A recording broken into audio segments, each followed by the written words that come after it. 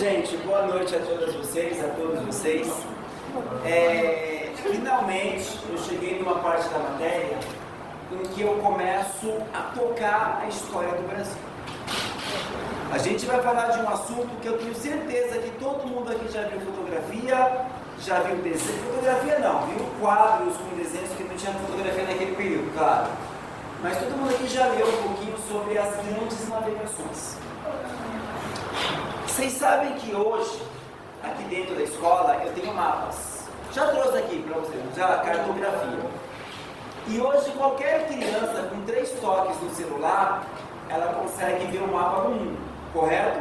Uma criança vê onde que é a Europa, onde que é a África, onde que é a Oceania, onde que é o Brasil, dá para ver os oceanos. Aquele mapa do mundo que todo mundo conhece.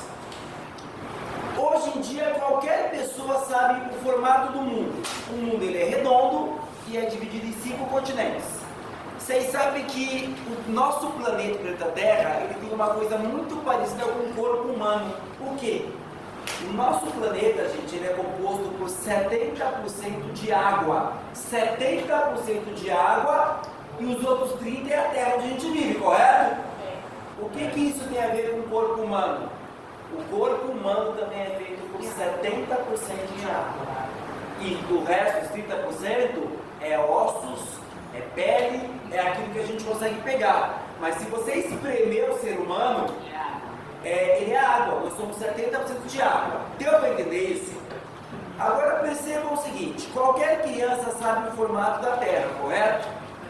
Mas e se eu dissesse para vocês que esse conhecimento ele não tem 800 anos? Não tem.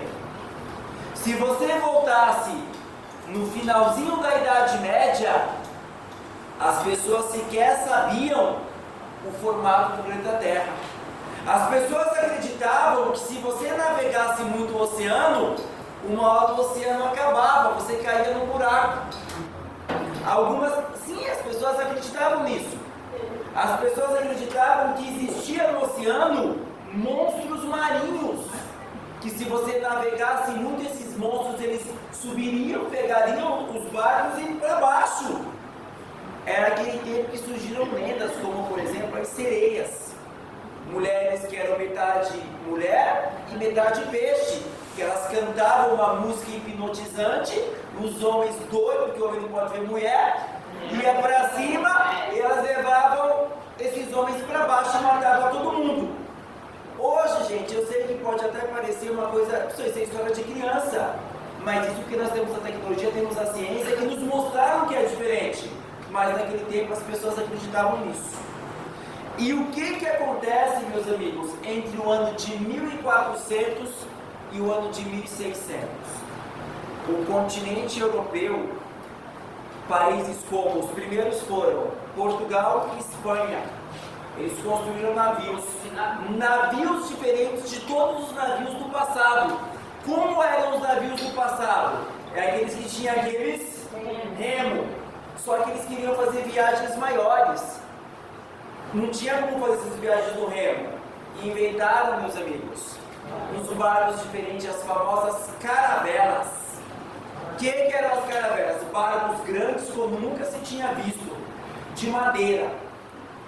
E o que levava esses barcos para frente? Não existia motor, não existia. Colocaram aqueles panos, as velas. E aquilo pegava a força do vento e levava. Só que é o seguinte: a inspiração para fazer esses barcos à vela veio da Arábia. Só que os barcos árabes eles tinham só um pano na frente. O que os europeus inventaram? Uma espécie de vela que ela fazia assim, ó. O pano não está assim? Você podia fazer o pano fazer assim, ó.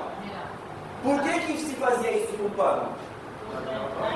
Para você aproveitar o vento e dar o que? Um direcionamento. Vocês entenderam isso? Eram barcos grandes. Esses barcos eles começaram a desafiar um oceano que até então ele era desconhecido, o famoso Oceano Atlântico. É o mesmo que banha nossas praias.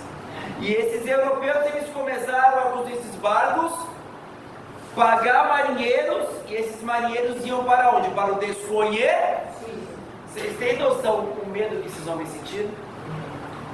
Se eu falasse assim para você, Josefa, já viajou de avião? Já havia. Josefa, se eu te desse uma passagem de avião e disse assim, Josefa, toma essa passagem, vai conhecer o céu, tu ia? Mas se eu falasse assim, Josefa, só que o negócio é o seguinte, eu sei que o avião ele vai subir, contigo ele vai subir. Professor, mas como que ele vai descer? Eu não sei. Alguém aqui encararia uma merda dessa? Ninguém, porque você quer ter segurança para subir depois. Se você não sabe como é que vai descer, se tem lugar para descer, tu não vai, concorda? Os homens que encararam essas viagens, é como se eles tivessem aceitado subir nesse avião sem saber. E vou falar, muitos não voltaram. Sabe por quê? Gente, pensa comigo. Se o navio de ferro, ele afunda. Titanic está aí deixando ti. Imagina imagina um navio de madeira.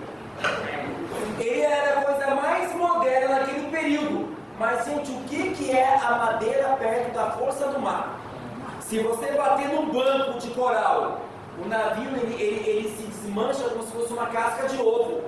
A maioria dos marinheiros não sabia, então muita gente morreu. A gente vai falar sobre essas viagens na próxima aula. É as viagens onde veio um senhor que todo mundo conhece. Pedro Álvares chegou aqui em 1500. Tá bom? Vamos conversar sobre isso na próxima aula. Tá bom, gente? Obrigado.